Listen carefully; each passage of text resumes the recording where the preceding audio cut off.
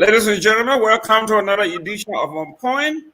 With me is my brother and friend, the intellectual from Lofa County, residing in the great province of Canada. How you doing there, Mr. Tooley? The great country of Canada, the province of Ontario. I am doing excellent up here. Is The weather is changing. No need to use air conditioner again, so that's more money in my pocket. Thank you.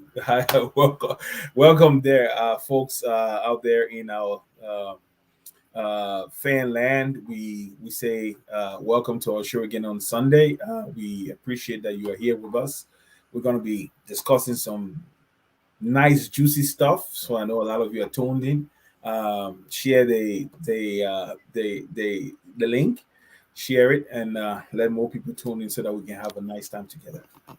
And the good thing is that we want to be interactive. We want you to send in your comments and possibly call. I want to warn you that today Mr. Tula is going to be in a hot seat because his beloved CPP is imploding. But before we go into that, there are certain things that people have been talking to us about, that every day when we come on this show, it's all about George Weah and the CPP, but there are other undertone, other things that we need to talk about. For instance, have you ever heard from the media or from your friends that government officials are building big houses?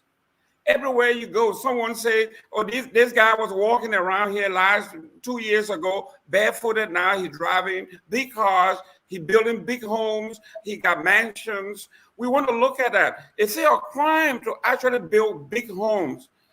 Should we buy our big home abroad instead of building the big homes in our country? We'll look at that.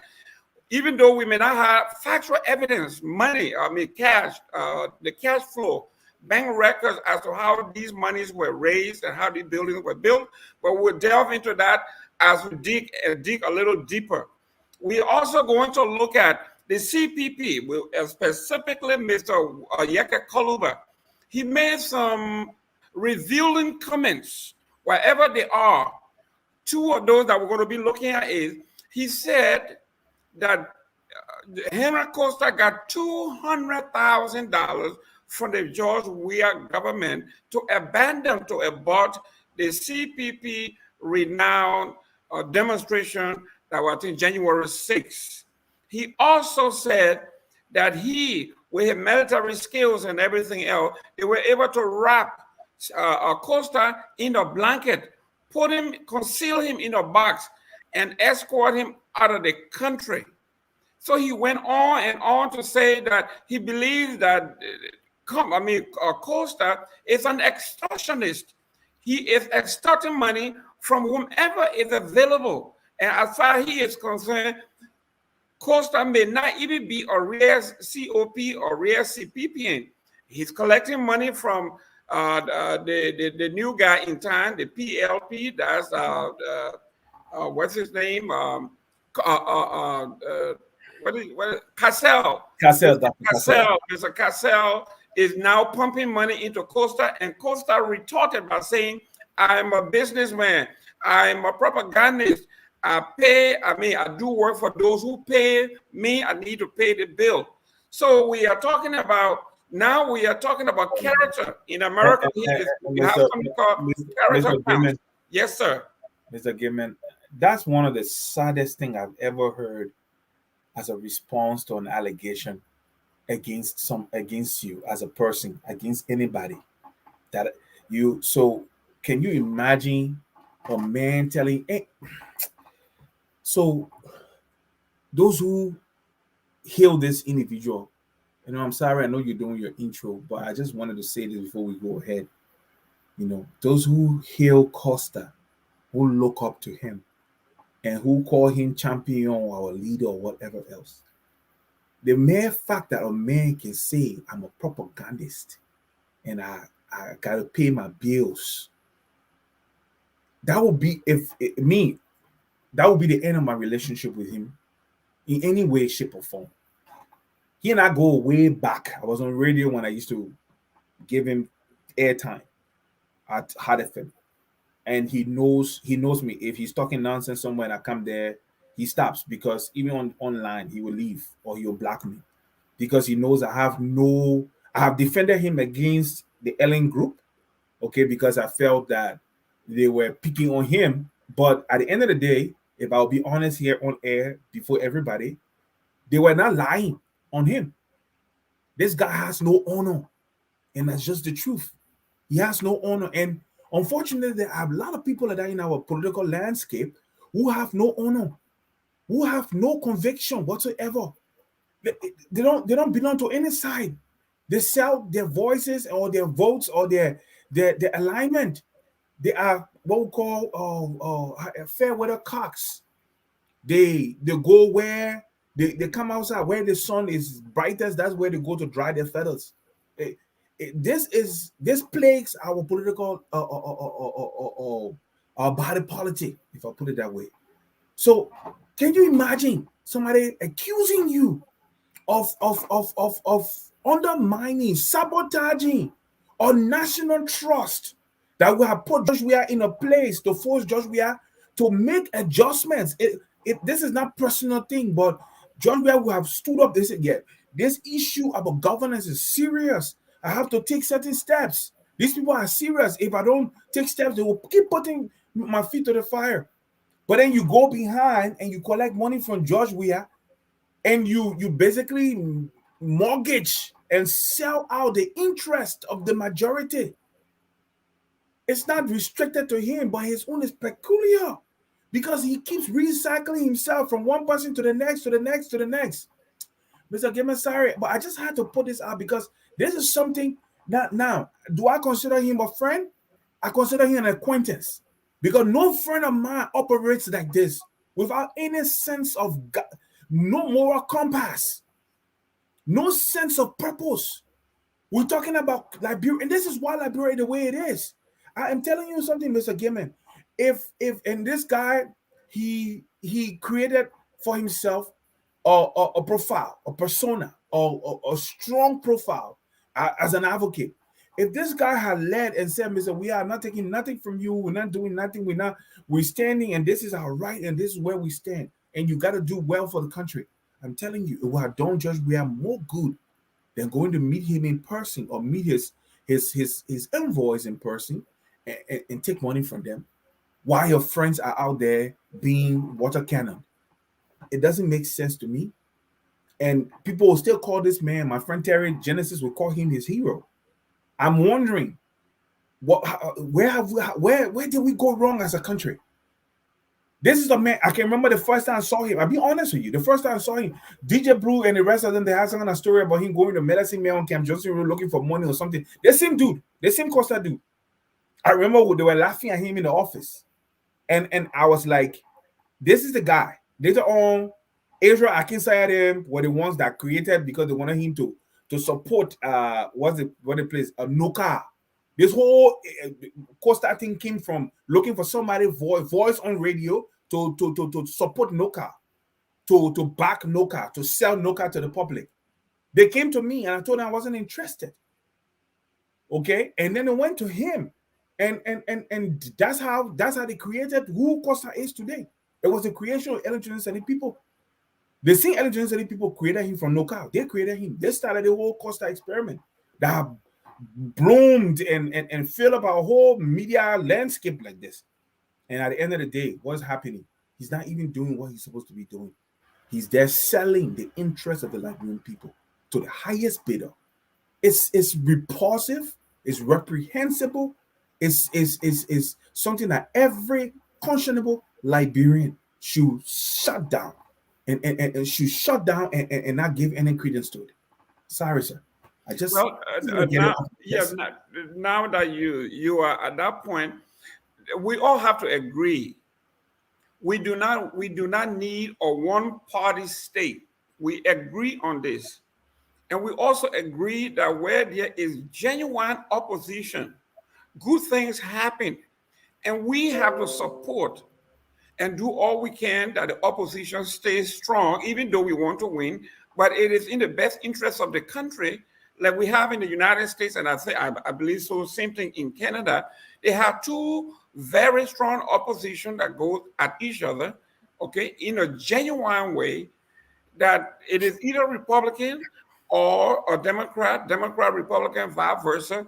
And at that extent, the country gets developed, policy get instituted, the both houses in the legislature work very well. So it is in Liberia's best interest, as much as those of us who support the president hate what they say, what they do.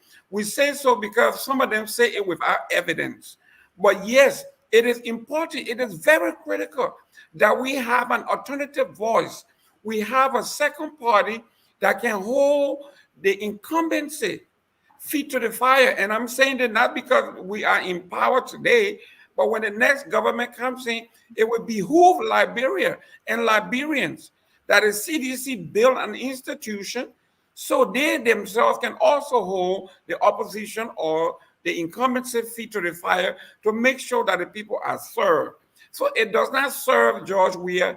It does not serve the Republic in any way that we kill the opposition and make sure that they are undermined to the point where they don't stand. And for this to happen, men and women of the opposition themselves have to be what the American men call be true to thyself. Be true to thyself. Be a man or woman of principle. That you stand for something so you don't fall for everything or anything.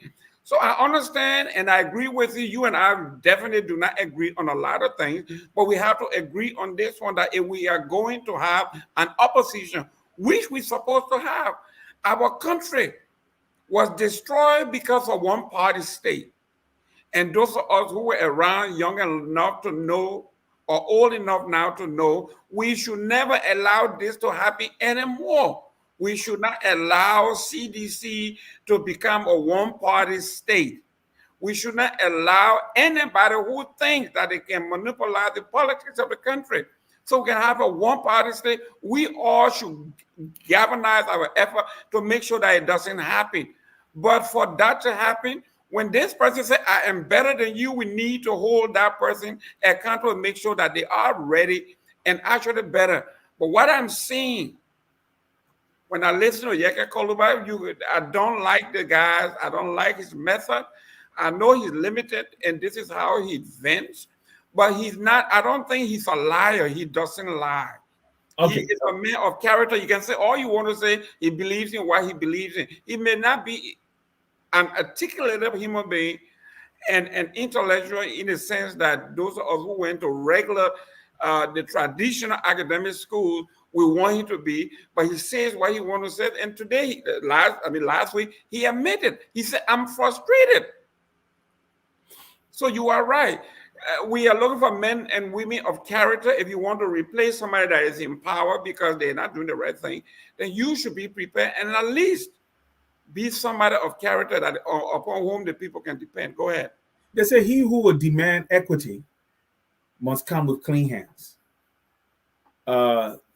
It has become a cliche in Liberian political cycles. In Liberian political circles, it's become a cliche there. And the reality is this. Unfortunately for us, our people don't have a lot of heroes in Liberia. The heroes have been very far in between. Liberians are not known for putting their interest below the interest of the majority. If we go back a little bit, even the PAL that you so love, the progressives, when Samuel Doe took over power in 1980, when the PRC took over, Doe was afraid to keep that presidency. He was afraid of that building. He was afraid of, he was unsophisticated. He had no ability to understand the issues of governance.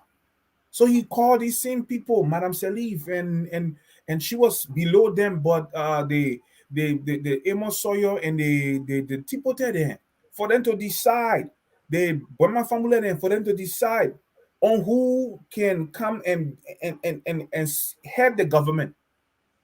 For them to decide amongst themselves, to pick one person to come back and say, this is the person we've chosen that can represent, or that will take over and from the unsophisticated NCOs, non-commissioned officers, and soldiers that all of a sudden woke up one morning and became president and leader of the country. Those guys could not settle on one person because of the 1979 Morovia mayoral race that they fought amongst themselves. That bad blood was there that they could not decide among themselves who would they were elevated to the position of power. Because you know why? They were not stupid. They saw Kwame Nkrumah, that we call the father of Pan-Africanism. They saw what Nkrumah did to JB Dankwa and all the other people that were there that stood up at the day of independence. That Dankwa died in jail from tuberculosis because Kwame Nkrumah jailed him.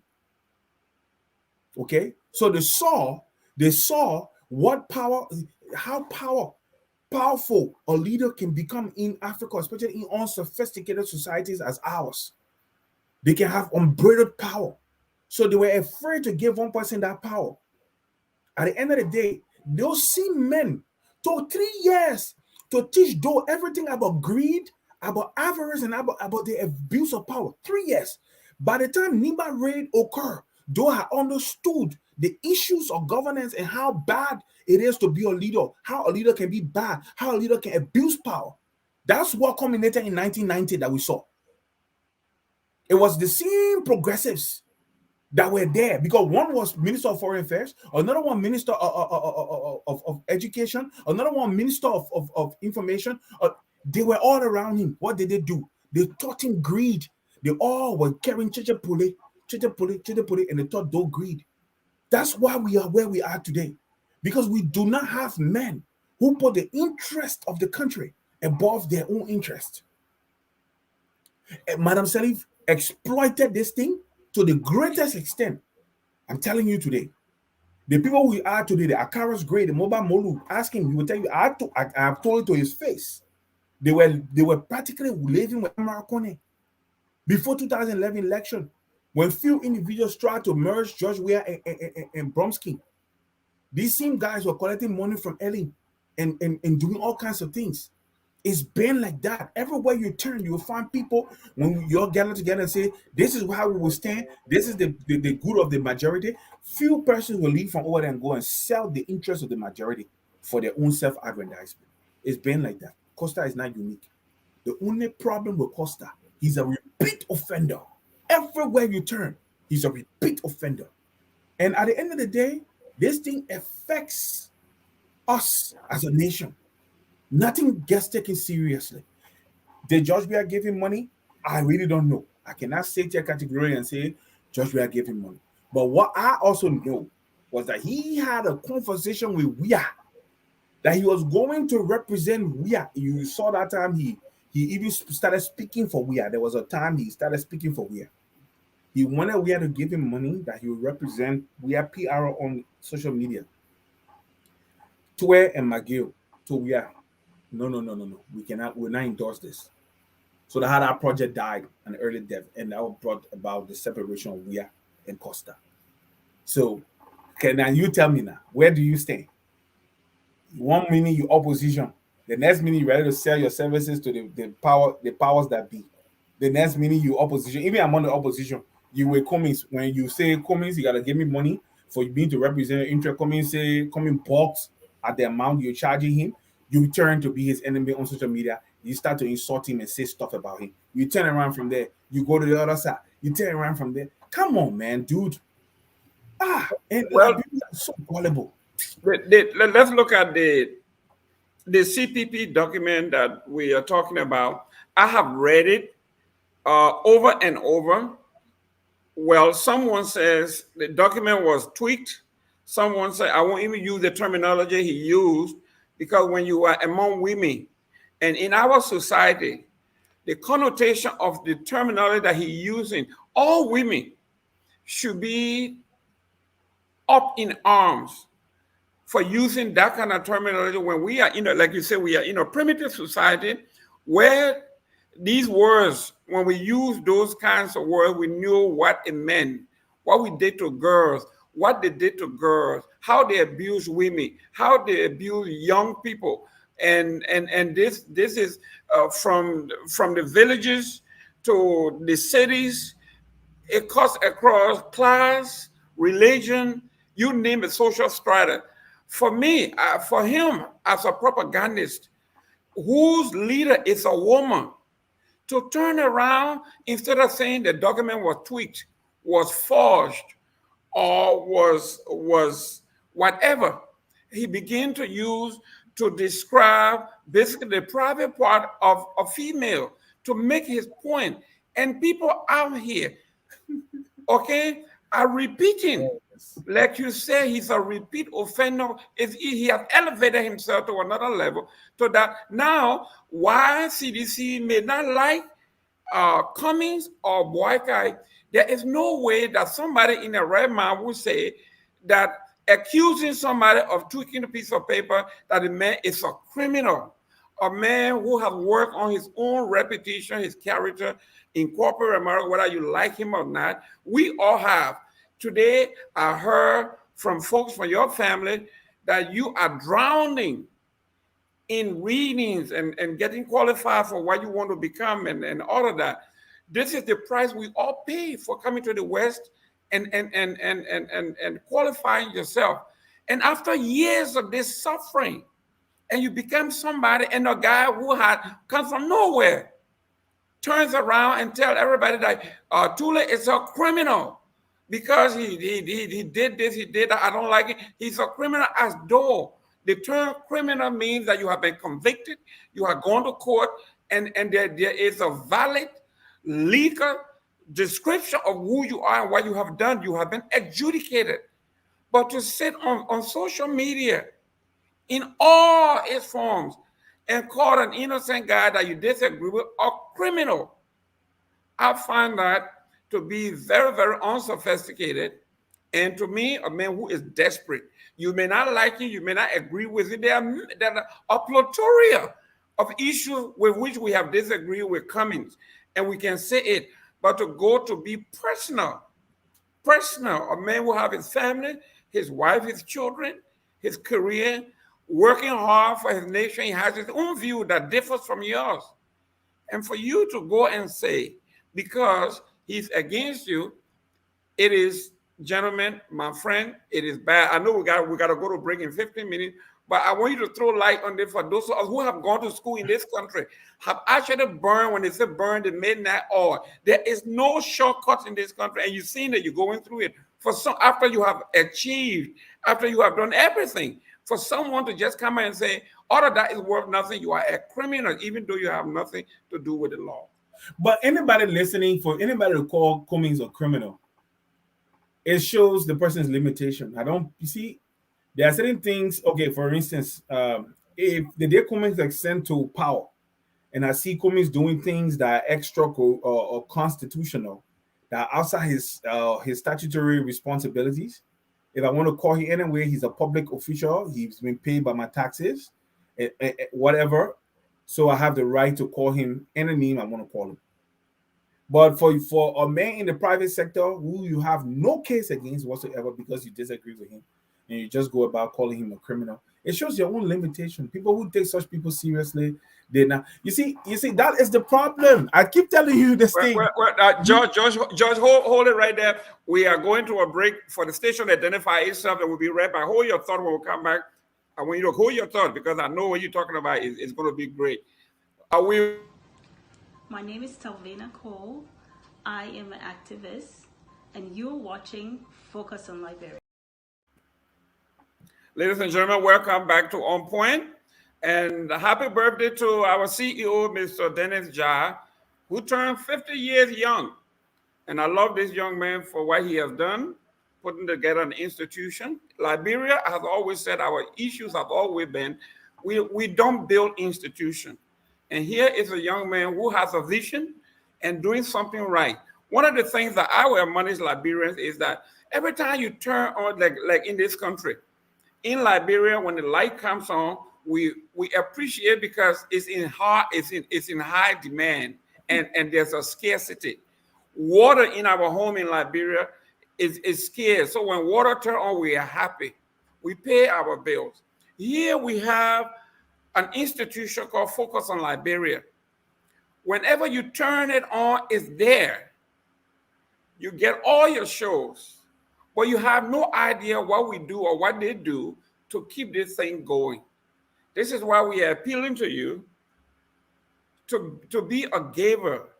It's an organization that if you make a contribution, whether it's $20 a month, $100 a month, or when your income tax comes, you cut us a check to get this thing, to keep this thing going. It is tax deductible. We have a cash app. We have numbers scrolling across the screen. Please make a conscious decision to contribute to Focus on Liberia to keep this institution building and bigger so we can reach all parts of Liberia. Thank you very much, and God bless you. Now, Mr. Tulip, let's go back to exactly what you were trying to say. You were about to say something real juicy, but we had to go to station identification. Go ahead, sir. Yeah, I kind of lost my train of thought, but yeah, we were talking about the repetition of a man like Cummings that have earned, that have worked so hard, only to be smeared. This is what I was saying. I don't banded accusations loosely, especially in the public domain. It's not because I disagree with somebody that means I will basically say stuff about them. But anytime you hear me saying things about a person, that person can't even stay in my face and say anything because everything I'm saying is true. That's why I always like to make sure I do my background before I attack a person. When it comes to personal character attacks, I don't just throw things out loosely about people's character like that. It's not something that I do easily. And unfortunately, some people just like to they will do anything to win an argument. Let me put it that way. People will do anything they can do to win an argument. Cummings is not a criminal. Well, even if Cummings in the issue or the CPP issue with tweaking the CPP agreement and tweaking it to suit certain ends. There are many sides to that story.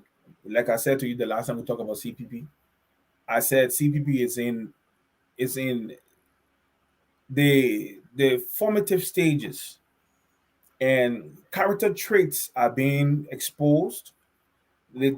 Things are being shaken, so anything loose will fall off before that agreement can actually stand before we go into 2023. It's important. What is happening now to the CPP is very important that it happens now and not tomorrow, because now the damages can be mitigated. Now, whatever can be jumped ahead of and taken care of. So it's and the shots, the attention span of the how you call it, the body politic is very, very narrow. So as a result, before we go to the end of 2022, all these things will be forgotten. So it's better it happen now than going into election. These things start popping up. Everything gets into shambles. So when it comes to Cummings, I may not support Cummings for president for now, but Cummings will have my vote down the road after Joe Biden leaves the scene, and that's just me.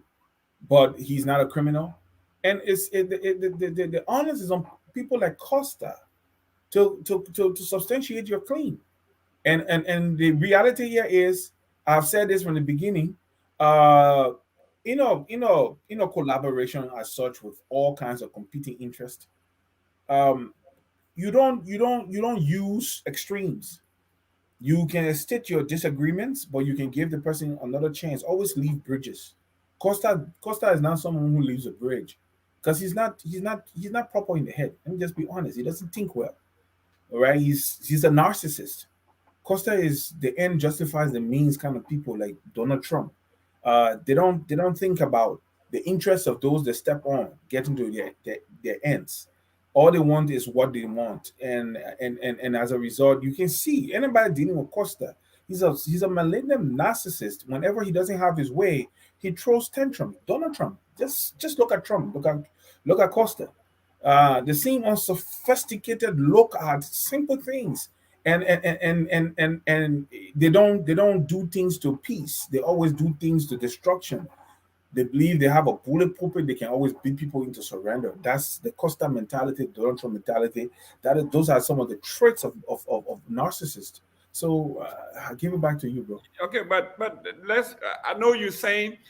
I heard this from you. A few months back, and you keep saying the same thing, that it is good that it happened now. So by 2022, 23, we can mitigate this. But in politics, every political party has something called a war room, where we take what people say, okay, and clip them together. Now you see, I'm saying this because we are doing it already. You've seen clips from the CDC of Costa calling Joseph Boyka a dead man walking. He said Joseph Boyka is a travelist.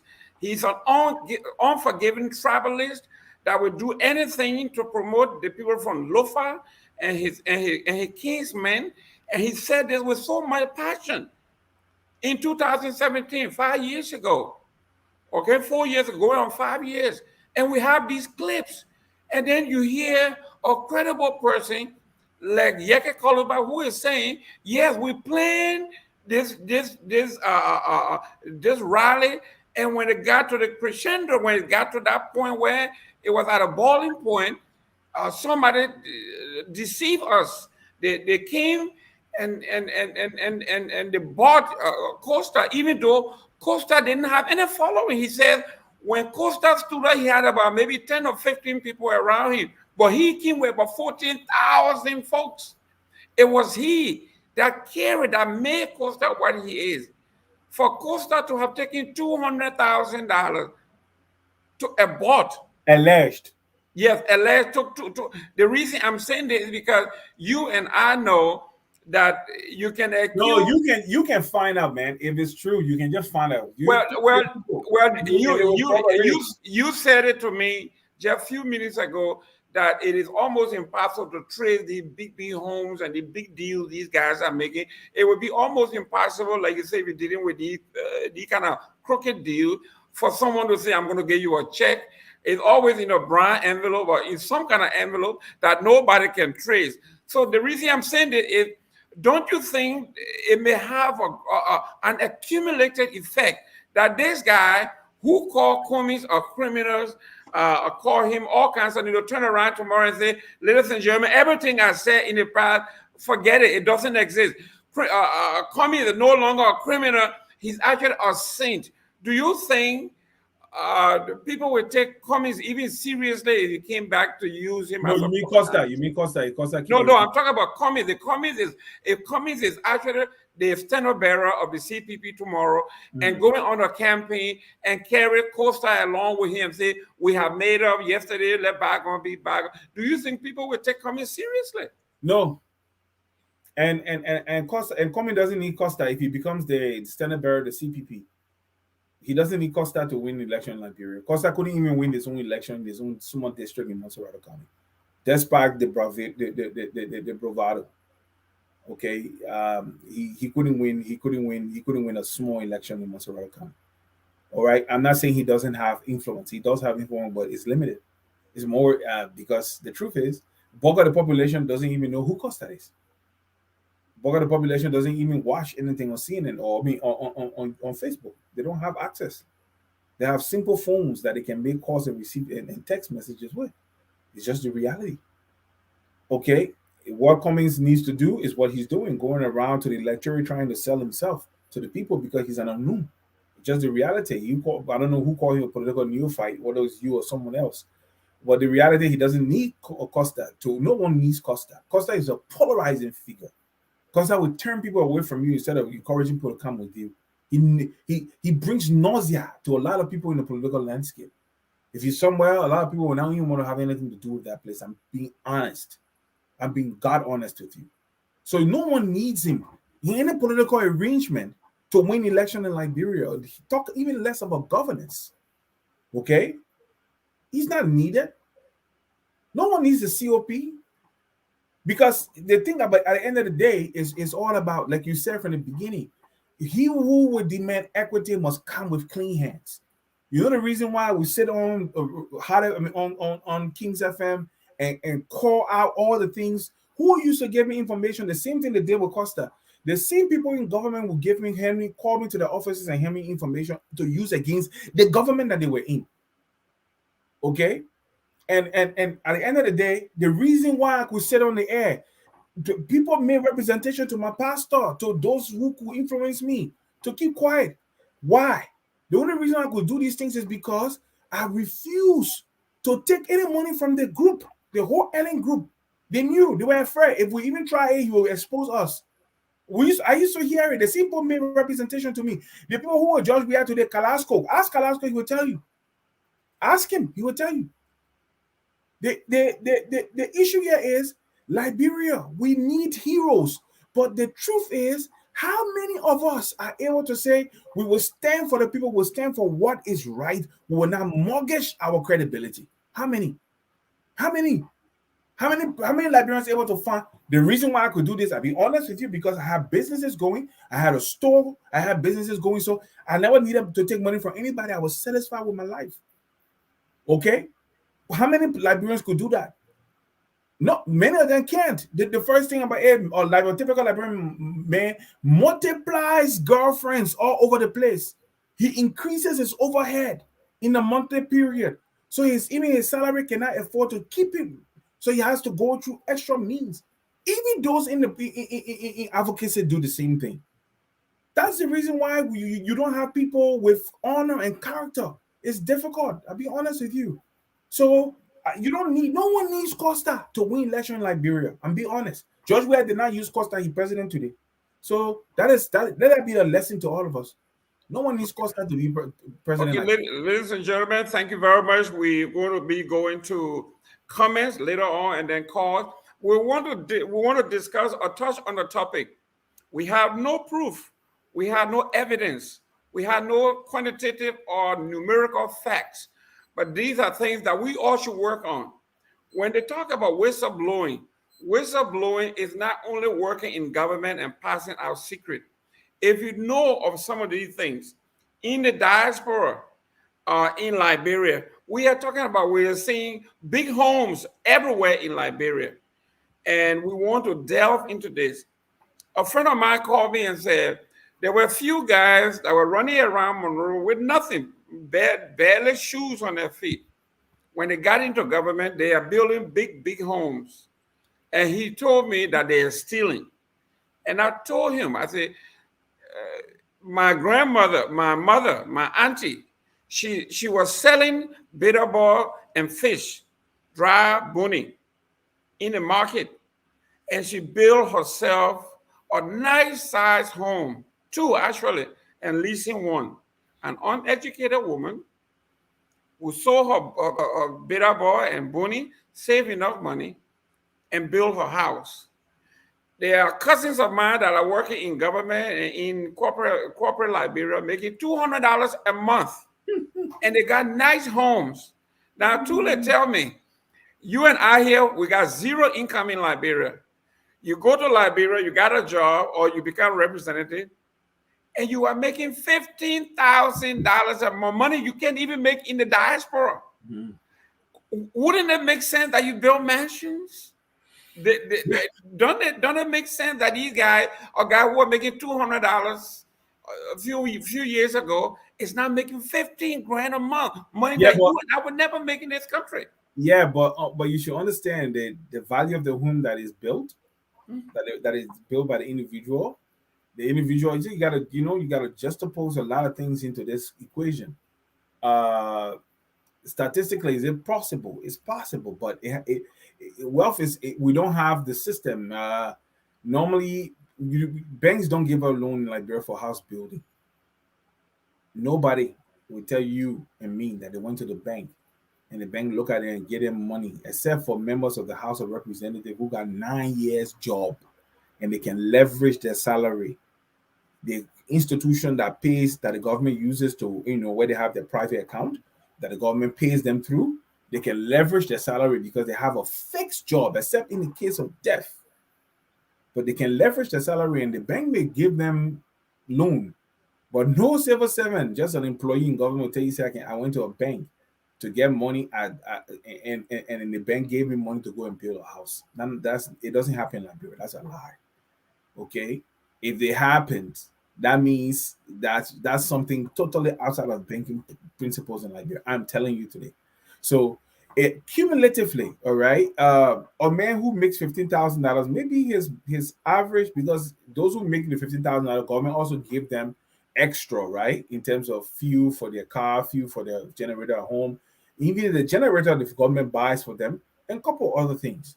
So yes, they can build homes maybe 6 months to a year. If they save a lot of money, they can build a home.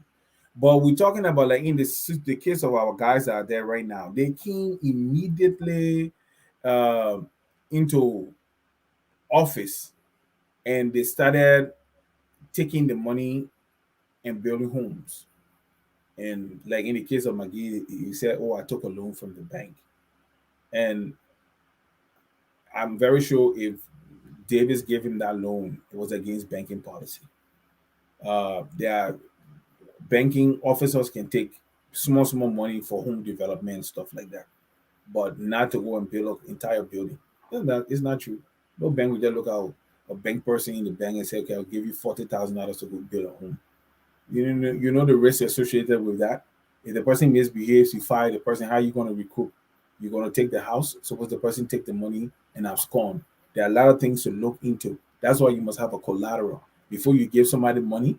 Before a bank gives somebody money, the policy, the standard policy is that you must give a collateral that is many times the amount that they are giving you, so that in case you default or you run away or whatever, the bank has security that they can recoup their money from. This is just simple. So my thing is, if the man was renting, he doesn't have any real property that of value. The bank will not just look at him and say, "Okay, we leverage." What we look at, what the bank has to go and tell the board of governors that on what basis did they give loan to this guy? What basis? Does he have the required security? Did he meet the stipulations? It doesn't work that way. Anyways, the thing here is, in Liberia, what has happened in Liberia, one of the saddest thing, and not only Liberia, in Africa or the developing world, our people will take money. If you're building homes in Liberia and running businesses, sound businesses, not drinking spot, but sound businesses, planting huge farms to take advantage of our Goa. Liberia needs to start exporting not only cash crop, which rely on volatile pricing in the international community, but food. I don't care what happens, Mr. Gaiman. People will buy food to eat. Okay? Ghana exports pineapple, bunch of pineapple into Europe on a during the harvest season. On a daily basis, Ghanaian pineapples will fly out of Yeah, Kotoka. but not to cut you off. Let me give you an example, and maybe you can because I had two friends, Mhm, and then I have my mentee mhm, that I mentored from the time he was at UMU to now, and the young man is Vincent Willie. He's now in the House of Representatives. mhm, Vincent Willie, I mentored him when he graduated from UMU. He managed to get himself a job with the alien government at mhm, NOCAL, mhm, and he worked at NOCAL, saved some money, and he was able to land one of those scholarships. And he mhm. went to London and did his master's in petroleum management. He Okay. came back, worked with NOCAL until the demise of NOCAL, saved Mhm, his money, built himself a nice house. I didn't hear anything about corruption.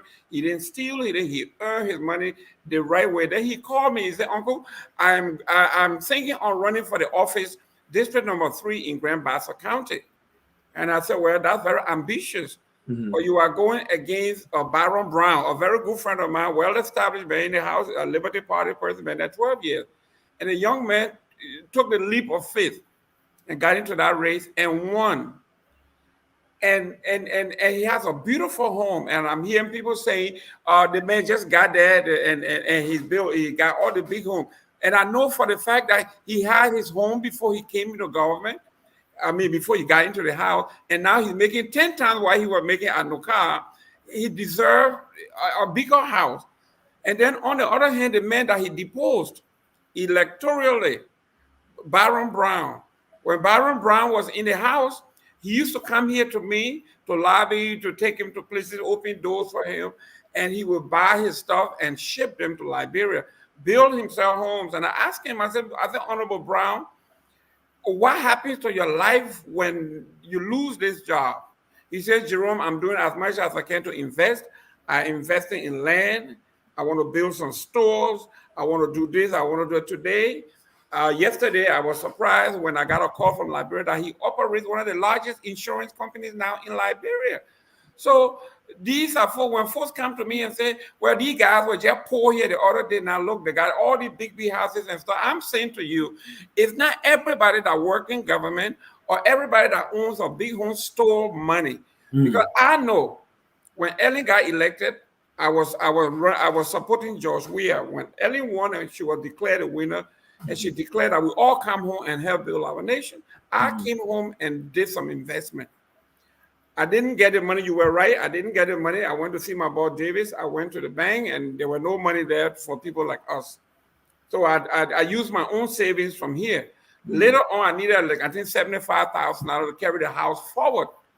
And some friend took me to the Fulani banking system, where they gave me $50,000 interest free, but you have to give it back in a certain amount of time, which I did. And the house is almost done, and they've been going for a while. Beautiful home.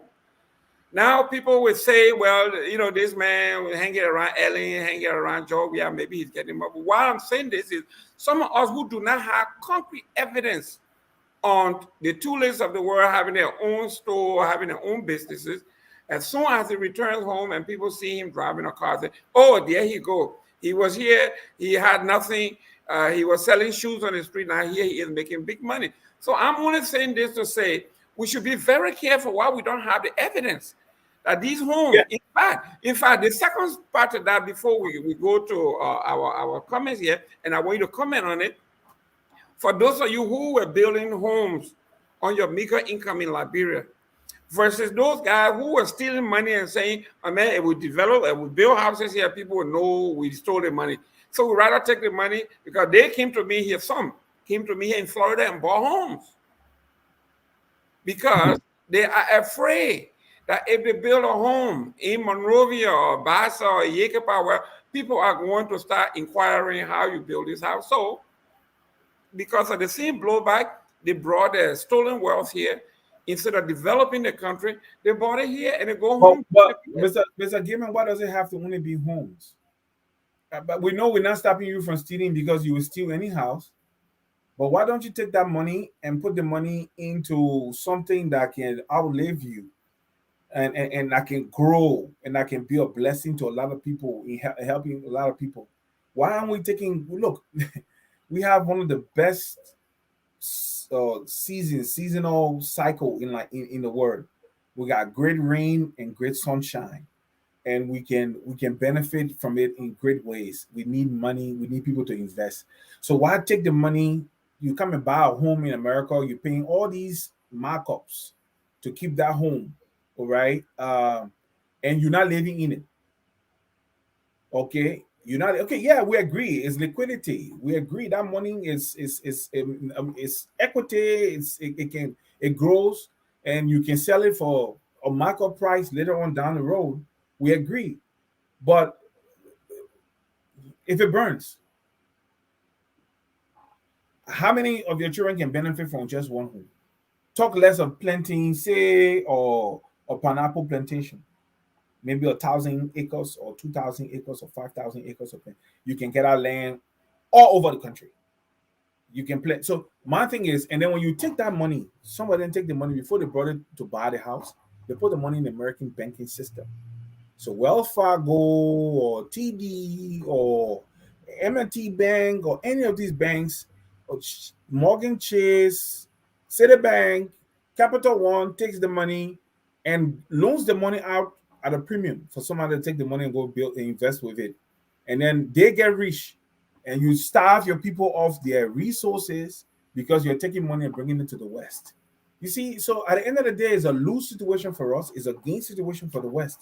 And it's wrong. But let me just be specific here. In the case of President Weah, we are going to dig into it and bring the pictures, the next stuff. We got a lot of people have seen these photos. Do we have proof that George Weah took money from the Liberian coffers to build these homes? No, we don't. George Weah was senator for how many years? 2.5 to almost 3 years, right? But even while he was senator, because of his lack of fiscal discipline, he he never really even finished the house that was next to his house. The uncompleted structure he had next to where he was domiciled. He never finished that property. That property got finished after he became president. So whether it came from his own pocket or from the Lebanese community, because I know personally that the Lebanese community had a hand in some of these things, but monies also came from central government because these projects were just like this. See, that was a big, very, very large miscalculation. Building that 47 unit compound, it was not a necessity. All the years that you play football, you had all that money, you did not take the money to build that compound. Why? As soon as he became president, the compound went up. Because you know why? He did not declare his assets, and there is no accountability in Liberia.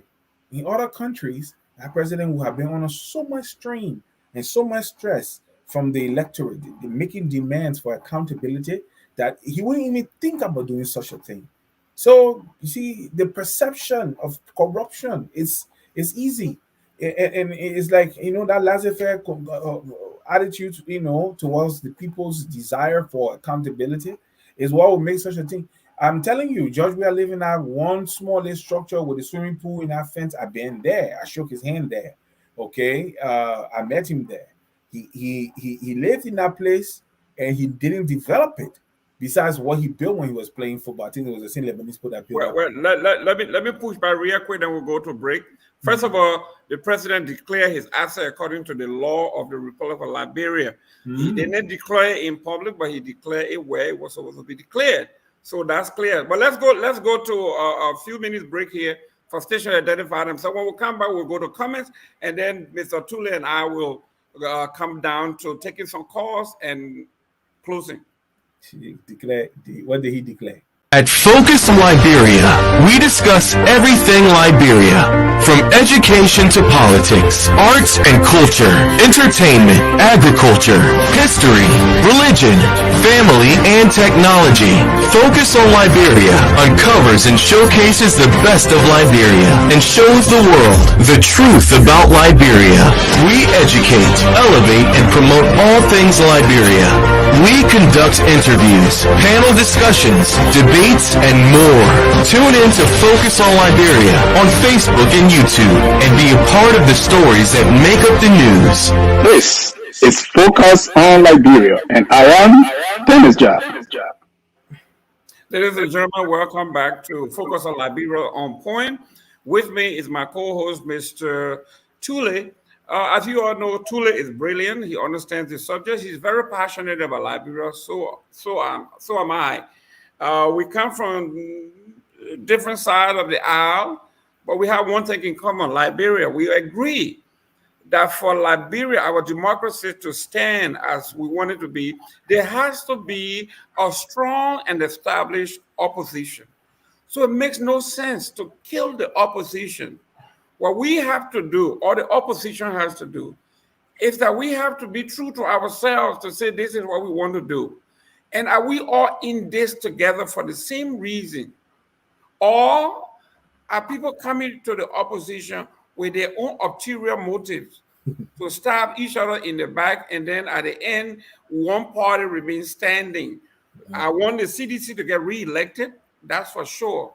But we do not want CDC to become so supreme that it repeats what we have been fighting against, a one-party state. And for us to not have one-party state, we have to appeal to the opposition to be true to themselves, to make sure that we are vibrant. We understand that, yes, we need a two. For me, it would be very, very, very, very peaceful and delightful that the Republican runs for 2 terms or 1 term. When they leave, the Democrats knock them off and they go, and we come back. And if we have, maybe it may not be CPP, because the CPP is not a political party. They have to somehow come together and have a political party that will go, because when time comes for election 2023, it is not going to be CPP against CDC, because CPP, it is not a political party. It cannot run. It cannot be on a ticket. It will either be the ANC, supported by the collaboration, It will be a unity party supported by the collaboration. It will be PLP, whatever they call themselves, supported by the collaboration. But you will never see on the ballot CPP versus CDC. That is not going to happen. So all of these folks have to come together and declare to themselves, yes, we agree in the truest sense that if ANC wins the nomination, we are all going to support the city or the ANC, and not one guy saying, well, now I'm going to go independent because it didn't go my way. So these are the things that we are talking about, strengthening our democracy. It is in CDC's interest to make sure that the collaborating party or the opposition, maybe not the CPP, but that we have a strong opposition that can hold our feet to the fire to make sure that the president or whoever is in power does what he said he or she was going to do. Mr. Tule, you were about to say. What did he say he was going to do? Excuse me? What did President Weah say he was going to do? Well, I don't have to tell you, when I talk to your political party, when I ask them, where is the working document for the CPP? No. Listen to this. No, I'm coming to this. You told me. I'm coming to this. Direct question. I'm coming to you. No, we have the CDC has our pro agenda. We have our pro agenda. I didn't ask you about pro agenda.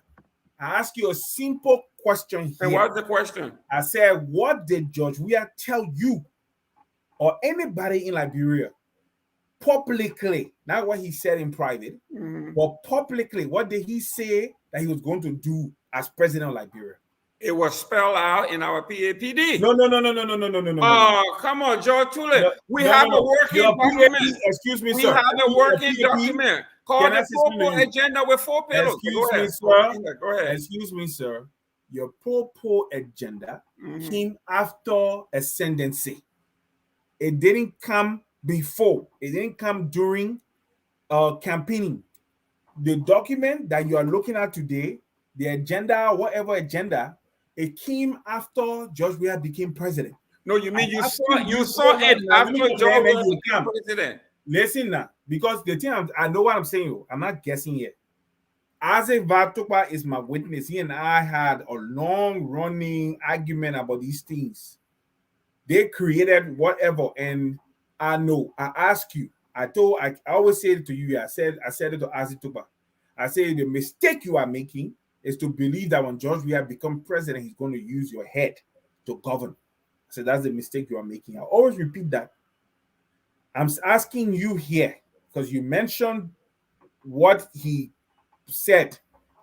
What did George Weah tell the Liberian people? Anything as his intentions towards them? What his intention towards them were? Yes. What are those things that he said? I just told you it's spelled out. It was spelled out, and it's in the PAPD. Man, Mr. Gibman, Mr. Gibman, let me be honest with you. One of the things that you can do here, with me, especially in this show, is to admit when something is not the way it is and say, yes, it wasn't spelled out nothing until after they won the presidency. The PAP or whatever else came after. Oh, you mean when we're printed into handbill? No, yes, after the election. After the elections. Mr. Gibman, you have been beating the opposition here that they don't have. You've been beating the opposition here that they don't have any structured document in spelling out what their vision is for Liberia, and you are well within your rights to do so, because as far as I'm concerned, only Liberty Party from 2005 created such a document in Liberia. No other political party had really gone painstakingly to detail what their intentions are regarding Liberia. So you are right. Liberty Party is an exception to that your claim. What I am saying here is this. George Weah, all through, ran away whenever debates were mentioned. He never attended any one of them. George Weah, in all his different meetings, especially going places or even at the Sycamore Tree, the compound there, he never really enumerated his plans for Liberia. Never. So we don't have any contract. We can't hold George Weah to anything because until that PAP was created after he became president. The George Weah has told Liberian people nothing. The only thing you hear them say, the man has a good heart. I don't want to make this thing about George Weah today. But when you bring George Weah, when you talk as if Joe Weah didn't do it, so you are following Joe Weah's print. Let's go to the comments and let's see what the comment, what our folks out there in cyberspace got to say. Go ahead, Joe Tule, you read. It's today's your day to read. You're reading 2 minute paper. Go ahead. If Henry Costa is a criminal as alleged by Representative Yekeh, but escorted him clandestinely from Liberia, then Yekeh Kolubah should be invited by the House to show cause why, as a representative, he should be involved in undermining the government he belongs. Cutting edge climb. You see, okay, I'm getting to a place now. Anytime I see these kind of names, if you really want to talk to us here, don't hide behind an alias. Come forward with your real name and let the people know that you can speak for yourself. But respond to that. What you think about what he said? I don't give it any credence. Well, because guess what? No. The reason is this: you and I, for a time, Yekeh took Costa to be honorable, and if you believe that the man is fighting for a cause and you belong to that cause, you will do anything to protect him. Okay. But when you go down the line and you sit down, you retrospect, you evaluate, you dig, you investigate, and you find out that this person you consider as your comrade in arms, proverbially, is actually a turncoat and a sellout, what do you think your response would be? What his response is now? You think if Costa was in Liberia now, he fell in trouble, Yekeh will put him back in his car to take him out of the country? Never. But what's about the legality as the House of Representatives, as a lawmaker? There is nothing in the law that will sanction Yekeh. Forget about that thing. You don't think about aiding and abetting a criminal? But he wasn't criminal. He wasn't a criminal. Isn't that? No. He was a political. Okay, let's go to the next comment, please. He was being persecuted, so anybody have the right to protect him. George Weah government will give Costa money, and they won't be talking about it all over the place. I find this hard to believe. McDonald Johnson. McDonald Johnson, great research colleague. Oh God, I'd rather not read this guy rants. Great job, Mr. George. And we have people working president 12 years always. God bless you with my family, with all your family and your work. Can we find another person to talk, please? Look at what he's doing. They're coming live, man. Alexander coming live, man. I can't read any of his stuff, please. No way from the COP and the CPP people. So bunch of CPP and COP live, man. Alexander. Can you imagine? Yeah, man.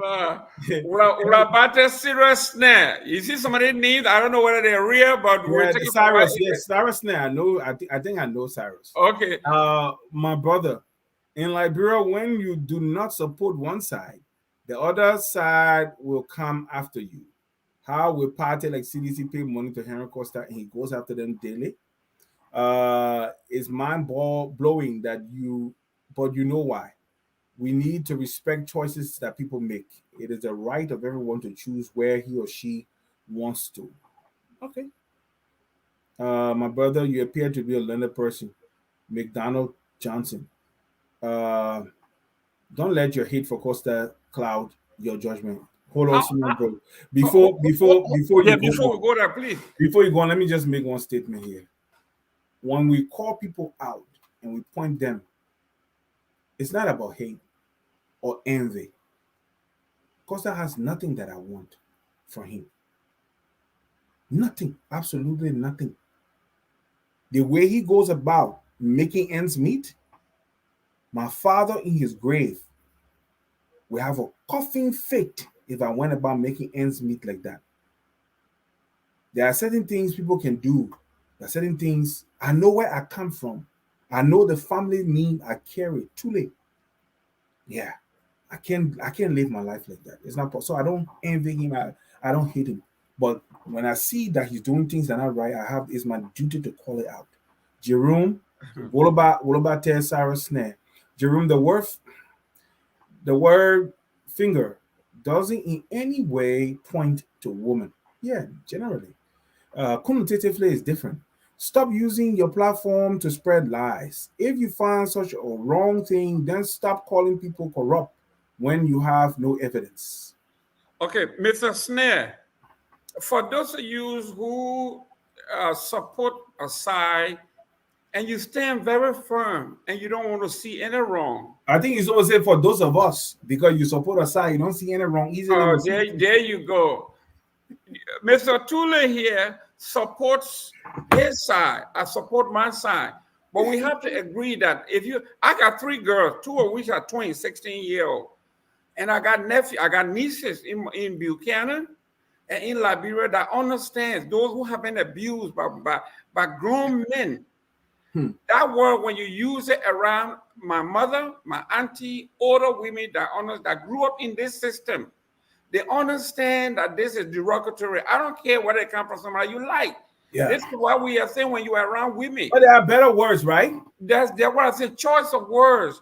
This is what we are saying when you are in a home, when you are talking to your wife or grown up, when the girls come around, when the kids come around, you change the tone because it is not appropriate to talk around and say things like these. I can't remember when last, I'll be honest with you, Mr. Gaiman, that word is not even part of my vocabulary. I can't remember that's what I'm saying. I uttered that word, except to read it. To read it itself was even a little bit repulsive. That's we don't do that. So let us just not go there. Coming pay people, Mang Beko, or Biko, whatever you call it. But Kumis pay people to do the same to others. So it's coming back to him. Well, to each his own. When Yekeh insulted the president, Kumi said it was his style of doing things. So it is Costa's style of doing it to him. What is good for the goose is good for the Monk is a Mang Beko. This is what we are talking about. I think most of the folks that are holding jobs, we have feet to the fire. Whenever we make the comment that listen, this was happening in the past. The first thing they're going to tell us is this is why you said you were going to change. So don't come here and blame and castigate and pass blame. If it was wrong and you say you were to change, then change it. So you can't come here and say because Cummings said somebody did this. So when Costa does it, we should agree because he said it. It doesn't work that way. You have to have a mark. You have to be. This is what they call a man of distinction. If you have that distinction, you are separate. What separates you from somebody else? That you don't do things the way they do things. You do it better.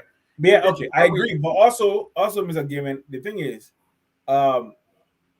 if I call George we are criminal, okay, and I call and I say that Twe and McGill are evil and they are this and they are that. When the people are support, when they come into power and they are misbehaving, the people who are outside have the right and have no right to stand and say they shouldn't be talking to the people that are support that way. That's just the reality. Read the next one, please. All right. McDonald Johnson again. It is sad that you equate the word.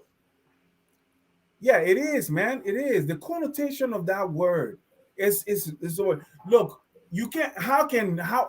Let's look at something. How can a document be fingered? It's not. That's not it.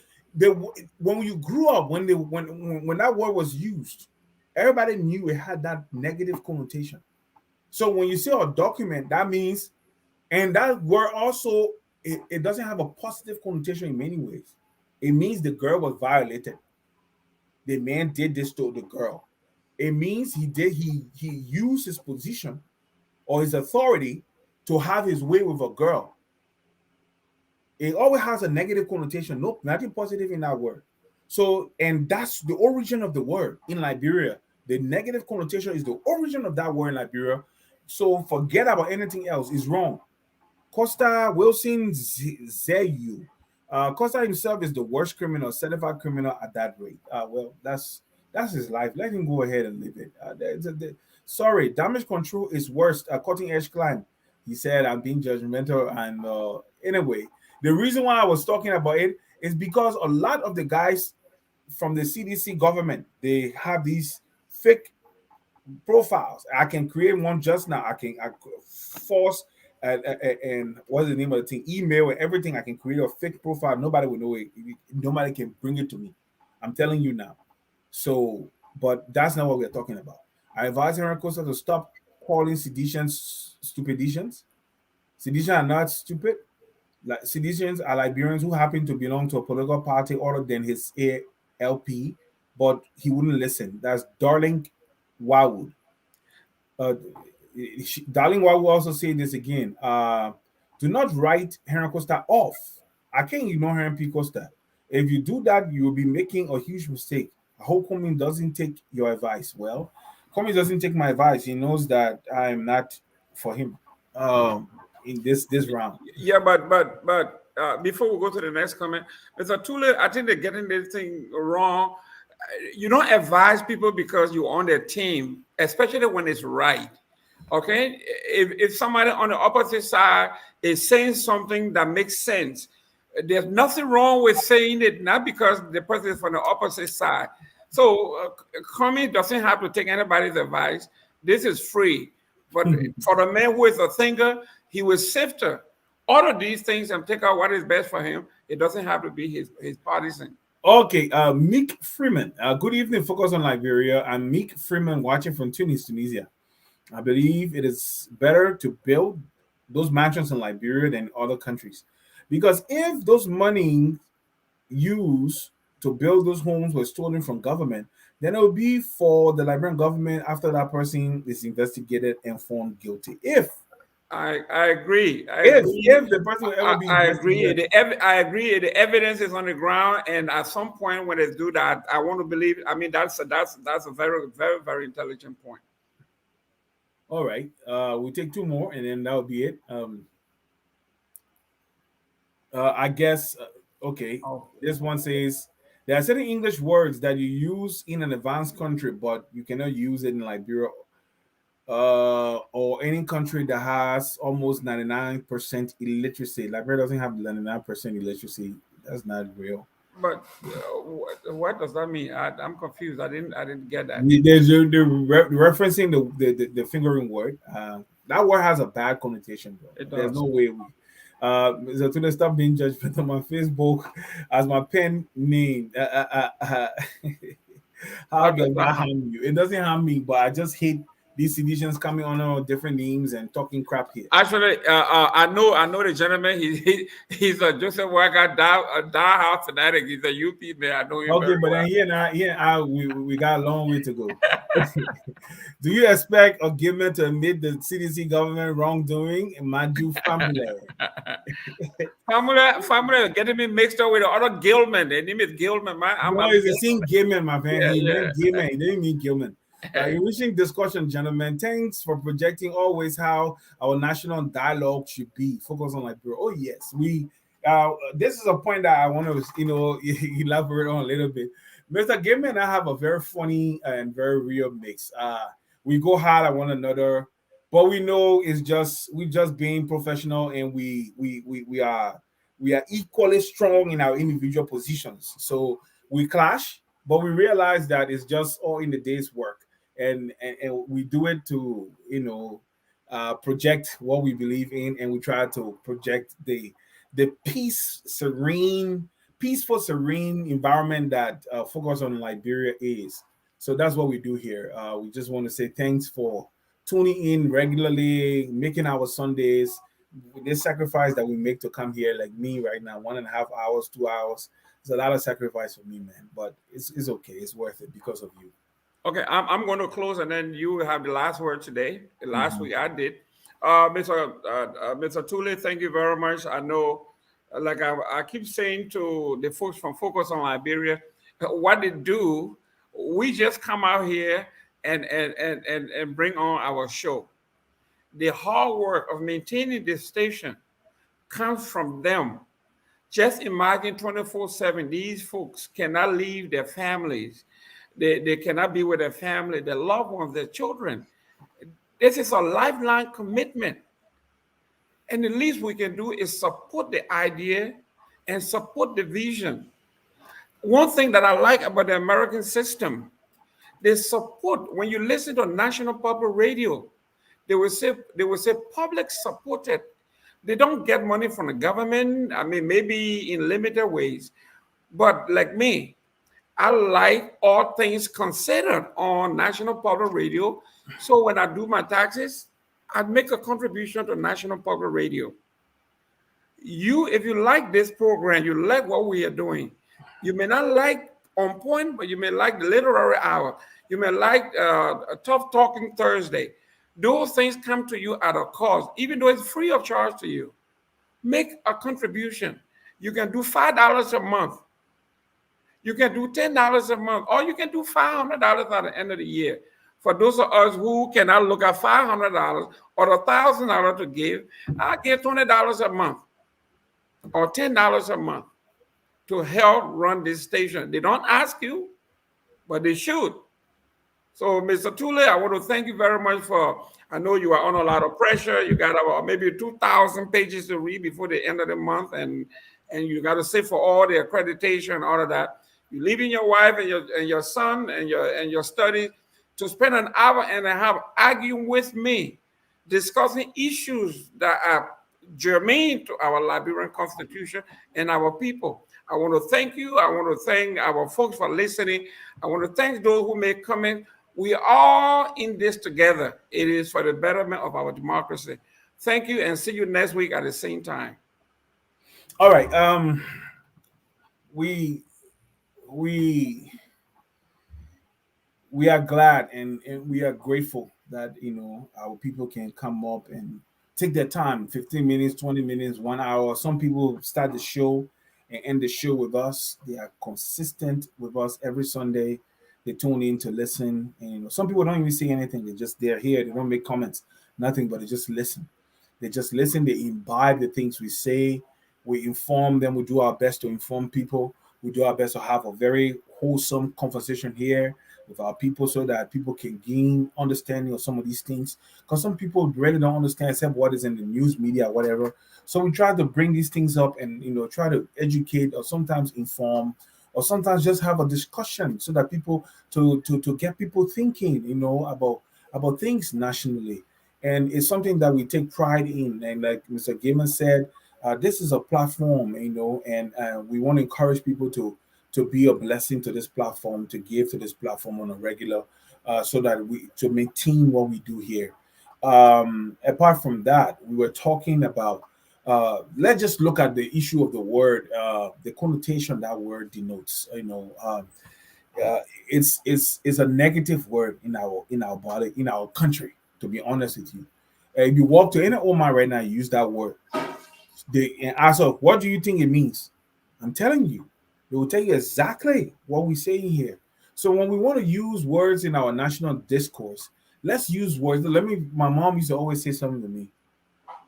When you get angry, she will always say there are enough words in the English language to address yourself sufficiently without resorting to invectives or other words to cussing.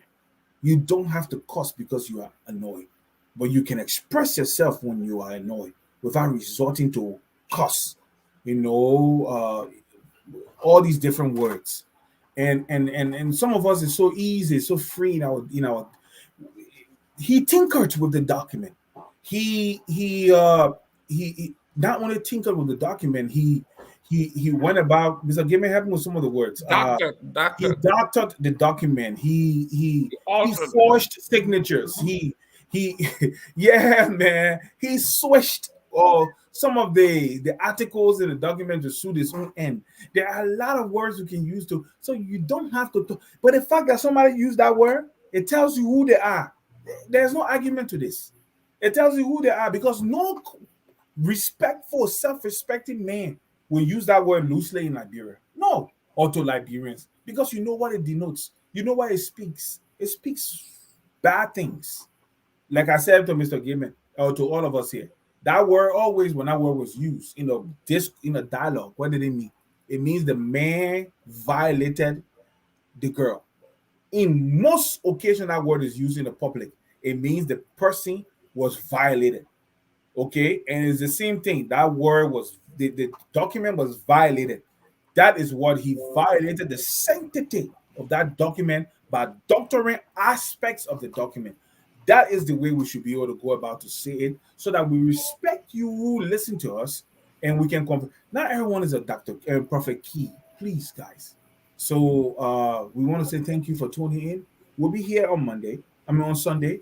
And I can tell you something. Sunday, I want you to tune in though. It's gonna be fireworks because we're gonna look into some things. One of the things we're gonna look into, why did President Weah stay under the tree playing Ludo when his friends were at the UN General Assembly forging networks and meeting people and getting solution to their national issues? Our president was back home playing Ludo under the tree. He said Maxwell Kimaya misled him not to go to the UN General Assembly. That the kind of person we're talking about. So that the one Mr. Gaiman supporting. And to next week we'll look into that issue. Why he didn't pack his bags. He was able to go to France, an inconsequential meeting on gender, instead of taking himself and going to the States to go to a place where world leaders converge to get there and sell Liberia and be able to get help. He didn't do it. He was playing Lulu. He sent the other men to wear Versace suit to in America at the Liberian embassy. So that's what we'll be talking. Mr. Gaiman, I know you want to say something. Go ahead. No.